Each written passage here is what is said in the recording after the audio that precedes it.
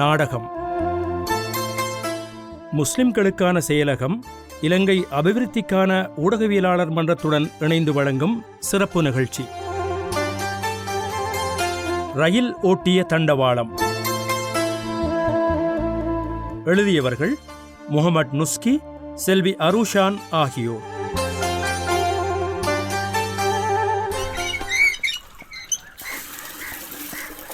ஏம்மா, ஒன்று கேட்டால் தப்பாக எடுத்துக்க மாட்டீங்களே? நான் ஏன் தப்பாக எடுத்துக்கிறேன்? நீ கேளு. கல்யாணம் கட்டி ஒரே மாதத்தில் வாப்பா அவங்கள டிவோர்ஸ் பண்ணிட்டாரு. கேவலம் அவர் என்ன கூட இது வரைக்கும் பார்க்க வரல. பராமரிப்பு பணமும் வேணாம்னு சொல்லிட்டீங்க. ஆனால் ஏம்மா வாப்பாட ஃபோட்டோவை மட்டும் வச்சிருக்கிறீங்க? மவுத்து எப்போ வரும்னு யாருக்கு தெரியும்? திடீர்னு நான் மவுத்தாயிட்டா வாப்பாவோட முகமாவது உனக்கு தெரிய வேணாமா? பயோ சயின்ஸ் படித்த என்ன 18 வயசுலேயே அவசரப்பட்டு கல்யாணம் முடிச்சு கொடுத்தாங்க. ஒரே மாதத்தில் அவங்க வாப்பா அறுத்துட்டாரு. இன்றைக்கி 15 வருஷமாச்சு. அவர் போன இடமும் தெரியல. நடந்து முடிஞ்ச கதைக்கு இந்த கல்யாண ஃபோட்டோ மட்டும்தான் ஆதாரம். அப்பா உங்களுக்கு நியாசங்களில் கல்யாணம் பேசியிருக்காங்க. விருப்பமே இல்லாமல் இருந்த நீங்கள் ஒத்துக்கிட்டீங்க. ஒருவேளை நியாசங்கள் இந்த ஃபோட்டோவை வச்சுட்டு இருக்கிறத விரும்பலைன்னா? என்னோட கடந்த காலத்தை பற்றி அவருக்கு தெரியாதது எதுவுமே இல்லை. எல்லாமே தெரியும். இல்லைம்மா, எனக்கு இப்படி ஒரு தடவை நினச்சி பார்க்க வேண்டிய தேவையே இல்லை. வாப்பா முகம் தெரியாத ஒரு பெண்ணா நான் இருந்துட்டு போகிறேன். ஆனால் நீங்கள் இதை எரிச்சிடுங்க. உங்கள் கதை என்ன தான் நியாசங்களுக்கு தெரிஞ்சாலும் இதை அவர் பார்க்க வேணாம். நியாசங்கள் எந்த நேரம் எப்படி மாறுவார்னு யாருக்கு தெரியும்? எந்த ஆம்பளையும் இன்னொருத்தரோட ஃபோட்டோவை வச்சிருக்கிறத விரும்ப மாட்டாங்க தானே? சரி, பெரிய மனசு மாதிரி பேசாமல் இந்த 5 ரூபாவை உண்டியில் போடு.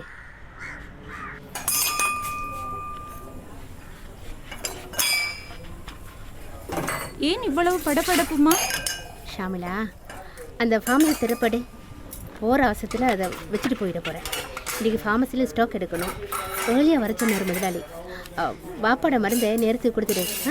மக, முதல்ல போய் அடுப்பு பாரு. ஓமாம், பெரிய இன்டர்நேஷ்னல் கம்பெனி, கண்டபடி வேலை வாங்கத்தான் தெரியும் அவங்களுக்கு. சம்பளம் தரது வேலை செய்கிறதுக்கு தானே வாப்பா. நான் படித்த படிப்புக்கு அரசாங்க தொழில் தான் கிடைக்கல. கிடைச்சிருக்கிற இந்த தொழிலாவது செய்ய வேணாமா? 5 ரூபா. ஏமா சாமிலா, இந்த உண்டியில் எப்போ தான் நிறையும்? தெரியலப்பா, எவ்வளவுதான் போட்டாலும் நிறையவே மாட்டேங்குது.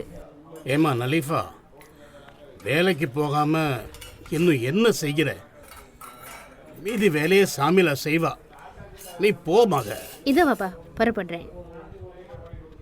உன் வாழ்க்கையும் கலைச்சிட்டு நீ கஷ்டப்படுறதையும் பார்க்க வேண்டியிருக்கேன். எல்லாம் என்னோட மடத்தனம்தான். பாப்பா, மறுபடி தொடங்கிட்டீங்களா? எனக்கு என்ன குறை? படிச்சுக்கிட்டு இருந்த உனக்கு அவசரப்பட்டு கல்யாணம் செய்து வச்சது நான் தானே. அப்பா, இப்போ உம்மாக்கு தான் கல்யாணமாக போகுதே. நடந்ததை உம்மா மறந்தாலும் நீங்க விட மாட்டீங்க போல. மறுபடி கல்யாணம் நடந்தாலும் நடந்ததெல்லாம் இல்லைன்னு ஆகிருமா? இல்லை உங்க உம்மா இந்த குடும்பத்துக்காக படுற கஷ்டம்தான் போயிருமா? போதும் பாப்பா, விடுங்க. இந்த ஹார்ட் வருத்தம் வந்ததுலேருந்து உனக்கு கஷ்டமாக போயிட்டேன். இப்போ கூட உனக்கு சுமையாத்தானே இருக்கேன்.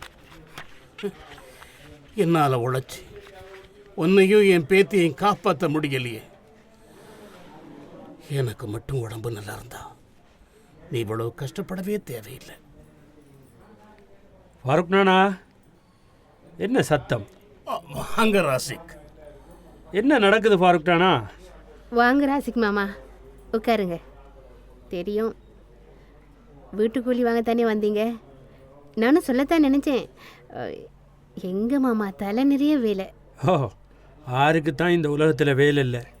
பார்க்குறீங்க தானே மாமா, வாப்பாவும் சுகம் இல்லாமல் இருக்காங்க. அதனால தான் கஷ்டம். என்னதான் நான் ஓடி ஆடி வேலை செஞ்சாலும் ஆம்பளைக்கு கிடைக்கிற சம்பளம் எனக்கு கிடைக்குமா மாமா? பொறுத்ததோடு இன்னும் 2 நாள். 2 நாள் பொறுக்க சொல்கிறீங்களா? சம்பளம் கிடைச்சதும் கூலியை தந்துடுறேன் மாமா. நாங்கள் என்ன வச்சுக்கிட்டா வஞ்சம் செய்கிறோம். என்ன விளையாடுறீங்களா? பாப்பாக்கு மகளுக்கும் இதுவே வேலையாக போச்சு. இல்லை ராசிக் மாமா, இருந்தால் தரமாட்டோமா. மன்னாரில் இருந்து மாபோளைக்கு வந்து இந்த மாதத்தோட 15 வருஷம் ஆகுது. நாங்களும் எப்படியாவது சமாளித்து தரத்தானே செய்கிறோம். ஓ, தாரீங்க. இந்த மாதம் கூலிய அடுத்த மாதம் தாரீங்க. இங்கே பாருமா, உங்கள் பிரச்சனையை உங்களோட வச்சுக்கோங்க. இதோட 3வது தடவை வந்துட்டேன். காசு தந்தா தான் இங்கேருந்து போக நிற்பேன். ஃபாரூக், நீங்கள் ஆம்பளை தானே, வாயை திறந்து பேச மாட்டீங்களா? பொம்பளை பிள்ளைய முன்னால் விட்டுட்டு இப்படி பேசாமல் இருந்தால் எப்படி? மாமா, நீங்கள் ஏன் வாப்பா இழுக்கிறீங்க? வாப்பா எங்களுக்கு செஞ்சதெல்லாம் போதாதா?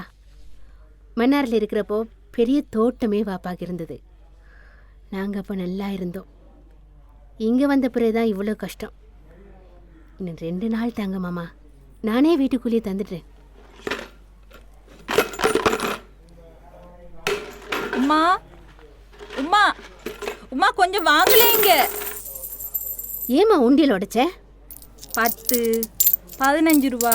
இந்த 5 ரூபா குத்தியெல்லாம் தனியாக எண்ணுங்கம்மா. சில்லறையையும் சேர்த்து எண்ணுங்க. இருக்கிற காசை கொடுத்து அனுப்புங்க அந்த ஆளை. எவ்வளோமா இருக்கு? இதில் 1400 தான் இருக்கு. இந்த இதில் 6600 இருக்கு. அப்பவும் 500 ரூபா குறையுதேம்மா. மாமா, 3000 தான் இருக்கு. அவசரம்னா இதை எடுங்க. மீதியே நான் சம்பளம் எடுத்ததுமே தாரேன். நான் என்ன வீட்டுக்காரனா இல்லை பிச்சைக்காரனா? எப்போ வந்தாலும் சில்லறையை தந்தையே மாற்ற பார்க்குறீங்க. இந்த கதையெல்லாம் என்னோட சரி வராது. நாளைக்கு வருவன், மிச்ச காசு கையில் அரிக்கணும். அலையிறதுக்கும் ஒரு அளவு இருக்குத்தானே. நாளைக்கண்டா போக மாட்டேன். வீட்டில் இருக்கணுமா போகணுமான்னு முடிவு பண்ணிக்கோங்க. சே, காலையில இருந்தே மூட் அவுட். இன்னைக்கு ஃபார்மஸில் ஸ்டாக் எடுத்த மாதிரி தான். சாமிலா, அப்பாவுக்கு நேரத்துக்கு சாப்பாடை கொடு, நான் புறப்படுறேன்.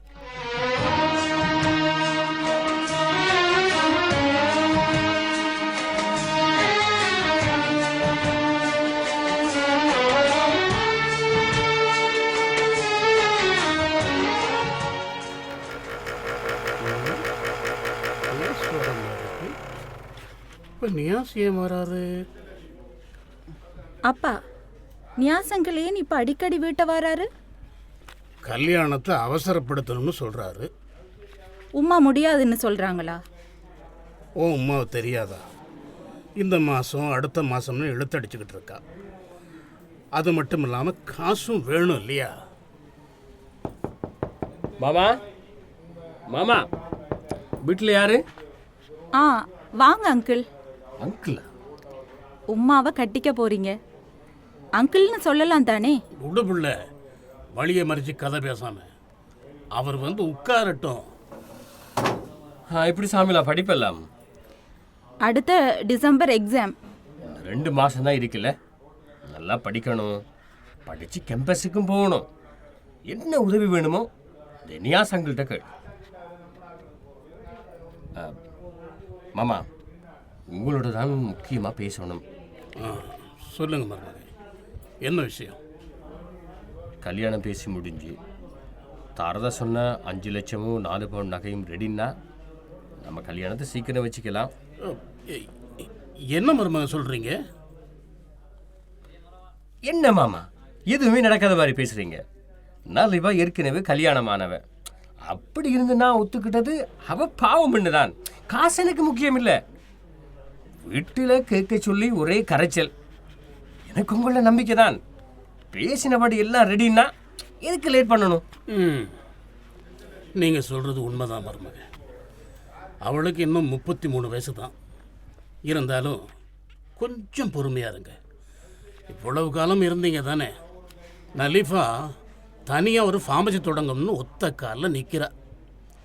அதை தொடங்கிட்டான்னா அதுக்கப்புறம் அல்லான்னு பிரச்சனையே இல்லை. நலீஃபா ஃபார்மசி தொடங்குறது எப்போ, கல்யாணம் முடிக்கிறது எப்போ மாமா? வீட்டு கூலி கொடுக்கவே சில நேரம் கஷ்டமாக இருக்கு மருமகன். மாமா, இக்காமத் சொன்ன தொழுகையும் பேசி வச்ச கல்யாணத்தையும் பிந்தக்கூடாது. இந்தாங்க அங்கிள் டீ. இப்படி வைமா.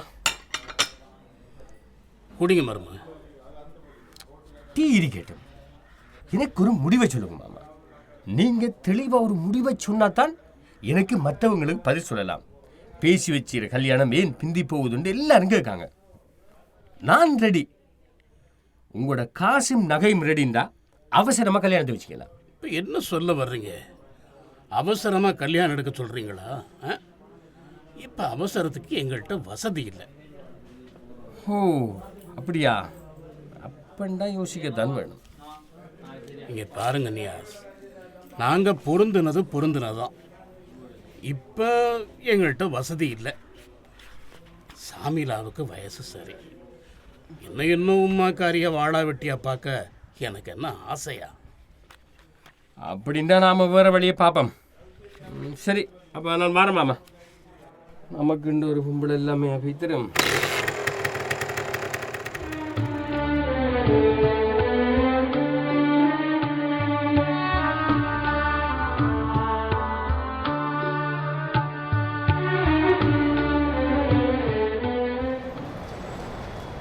அம்மா, டிக்கெட் பாஸ்போர்ட் எல்லாம் கவனமாக வச்சுக்குங்க. எல்லாத்தையும் எடுத்துட்டேன். பார்த்தீங்களா, அப்பா உறைஞ்சி போய் நிற்கிறாரு. எப்போ என் முதல் கல்யாணம் முறிஞ்சு போச்சோ அவரோட பாதி சந்தோஷம் போயிடுச்சு. மறுபடி பேசின கல்யாணம் பிரச்சனையானதோட முழு சந்தோஷத்தையும் இழந்துட்டார். 2 மாதத்துக்கு முன்னால் நியாஸ் சொன்னது இன்னும் மறக்கலை போல. போகிறதுக்கு டைம் சரி மகன், புறப்படு. இனிமேலாவது நிம்மதியாக இருங்க வாப்பா. நான் உழைச்சி காசு அனுப்புகிறேன். நம்ம ஆசைப்பட்ட மாதிரி முதல்ல ஃபார்மஸ் ஒன்று போடுவோம். அதுக்கப்புறம் பார்ப்போம் அல்லாட நாட்டம் எப்படி இருக்குன்னு. உன்னை எப்படி வழி அனுப்புறதுன்னு தெரியல மகன். ஹலோ, ஓமம், ஏர்போர்ட்டில் தான் இருக்கோம். இன்னும் கொஞ்சத்தில் போயிடுவாங்க. வெங்க போன. யார் கால் பண்ணது? நியாஸ் அங்கிள் உங்களை பற்றி கேட்டார். அவரா? கோபம் குறைஞ்சிட்டது போல. சரி மக, டைம் சரின்னு நினைக்கிறேன். நான் போயிட்டு வரேன். கவனமாயிரு. அல்லாட காவல். பாப்பா, நான் போயிட்டு வரேன்.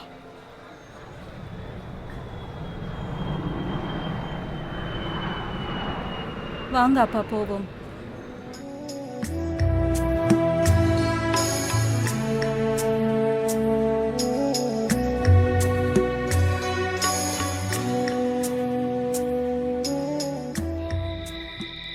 உம்மா இல்லாமல் எனக்கு பைத்தியம் பிடிக்குதப்பா. உம்மா போய் 2 மாதம் ஆகுது. இன்னும் ஒரு கோல் சரி பண்ணலை. பொறுமையாயிருடி. போன புதுசுக்கு அப்படித்தான். சம்பளம் எடுத்ததும் கால் பண்ணுவான். உம்மா எங்களை மறந்துட்டாவோ தெரியாது. செலவுக்கு சல்லியும் இல்லை, வீட்டு கூலியும் கட்டணும். உங்களுக்கு வேற மருந்து செலவு இன்னும் கூடிட்டு போகுது. உண்மையாக தான் இருக்கும். உம்மா தான் கோல் எடுக்கிறா. ஹலோம்மா. மக, எப்படி நீங்கள் எல்லாரும் சுகமாக இருக்கிறீங்களா? எல்லாரும் நல்லம்மா. நீங்கள் இல்லாத குறை மட்டும்தான். ஏன்மா இவ்வளோ நாளும் கால் பண்ணல? போன இடம் எப்படிம்மா? நல்லம்மா. பரவாயில்ல, நேற்று தான் கையில் சம்பளம் தந்தான். ஆனால் அக்காமா இன்னும் கிடைக்கல. வேற என்ன சாமிலா? அப்பாவும் ஹாஸ்பிட்டலில் ஒரு கிழமையாக இருந்தா. நியாஸ் அங்கிள் தான் எங்களை பார்த்துக்கிட்டாரு. என்ன நடந்தது? 2 கிழமைக்கு முந்தி இரவு டாய்லெட்டில் வலிக்கு விழுந்துட்டாரு. இப்போ வலது காலுக்கு பேண்டேஜ் போட்டிருக்கு. நியாஸ் அங்கிள்ட ஆட்டோவில் தான் ஹாஸ்பிட்டலுக்கு போனோம். அவர் தான் மருந்துக்கும் செலவு செய்தார். அல்லாவே, உன்னால் எப்படி எல்லாத்தையும் சமாளிக்க முடிஞ்சதோ. இப்போ அப்பா கட்டில தான். நிறைய மருந்து எடுக்கணும், வீட்டு கூலியும் கட்டணும், வீட்டு செலவுக்கும் சல்லி இல்லை. இப்போ எல்லாத்தையும் நியாஸ் அங்கிள் தான் பார்க்குறாரு. என்ன செய்யமா? சரி, 2 மாதத்துல சல்லியும் அனுப்பியிருக்கேன். அதை வச்சு இந்த மாதம் செலவு செய். நான் அனுப்புகிற சல்லியை பேங்கில் போட்டு எப்படியாவது ஒரு ஃபார்மசி போட ஏற்பாடு செய்யணும். இப்போவே வேலையை ஆரம்பிக்கணும். சரிம்மா, சரி. நியாஸ் அங்கிள்கிட்ட தான் இதையும் சொல்லணும். அவர் தான் எல்லாத்துக்கும் ஹெல்ப் பண்ணுறாரு. சரிம்மா, நான் ஃபோனை வைக்கிறேன். அடுத்த சம்பளம் கிடைச்சதும் கால் எடுக்கிறேன். அப்பா, உம்மா சல்லி அனுப்பியிருக்காவாம். ஃபார்மசி திறக்க பேங்க்கில் போட்டு வைக்க சொன்னாங்க. ஓம்மா, உண்ட உமாவுக்கு இவ்வளவு காலமாக சொந்த ஃபார்மசி போட ஆசை இருக்கு தெரியுமா? உண்ட வாப்பா விட்டுட்டு போனதை விட பார்மசி போட கிடைக்காத கவலை தான் அவளுக்கு. ஓமாப்பா, எனக்கும் விளங்குது. எப்படியாவது பார்மசி போட்டு சொந்த காலில் நிற்கணும். அதுதான் உம்மாட கனவு. இப்போவே பார்மசி போட தேவையான வேலையை ஆரம்பிக்கணும். நான் மட்டும் உஷாராக இருந்தா இப்போவே வேலையை ஆரம்பிச்சிருப்பேன்.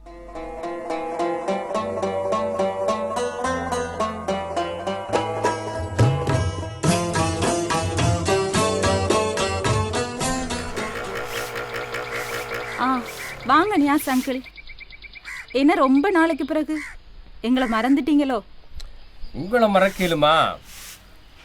என்ன சாமிலா, ஓயல் எக்ஸாமும் முடிஞ்சுது, நீ கல்யாணம் தானே?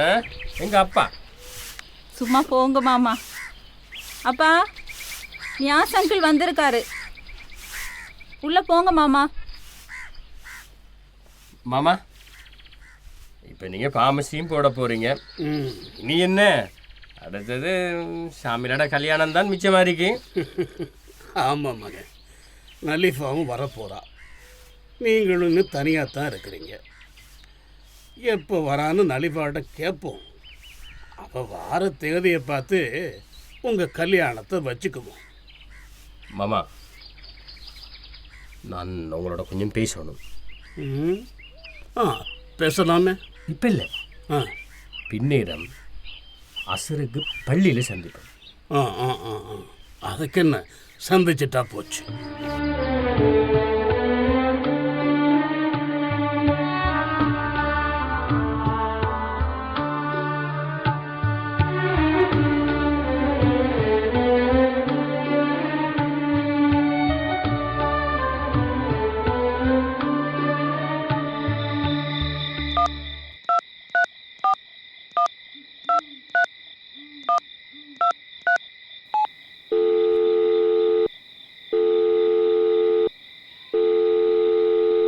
வாப்பா, எப்படி இருக்கிறீங்க? நான் நல்லா இருக்கேன். ஒரு சந்தோஷமான செய்தி. என்ன வாப்பா? அதை சொல்கிறதுக்கு முன்னால் நீ எப்போ வரப்போகிற அதை முதல்ல சொல்லு. இப்போதான் என் கனவு நனவாகிட்டு இருக்கு. முதல்ல என்ன நல்ல செய்தின்னு சொல்லுங்க. அது இந்த சாமிலாவுக்கு கல்யாணம் பேசி முடிச்சிட்டோம். உனக்கு எதுக்கு சிரமத்தன்னு நாங்களே பேசி முடிச்சிட்டோம். அல்ஹம்துலில்லாஹ். நீங்கள் பேசினா நல்ல மாப்பிள்ளையாக தான் இருக்கும். யார் வாப்பா என் மருமகன்? அது வேற யாரும் இல்லைம்மா, நம்ம நியாஸ் தம்பி தான்.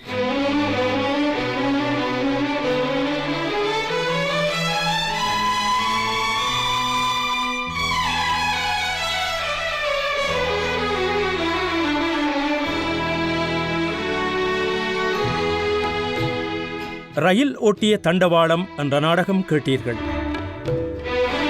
எழுதியவர்கள் முகமட் நுஸ்கி, செல்வி அருஷான் ஆகியோர். பங்கு கொண்ட கலைஞர்கள் கே சந்திரசேகரன், அஷ்ரப் ஷிஹாப்தீன், ஏஎல் ஜஃபீர், சில்மியா ஹாதி, சாமிலா ஷரீஃப் ஆகியோர்.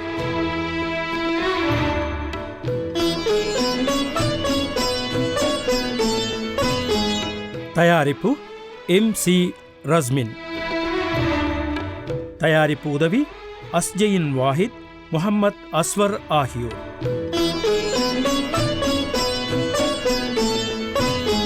முஸ்லிம்களுக்கான செயலகம் இலங்கை அபிவிருத்திக்கான ஊடகவியலாளர் மன்றத்துடன் இணைந்து வழங்கிய சிறப்பு நிகழ்ச்சி.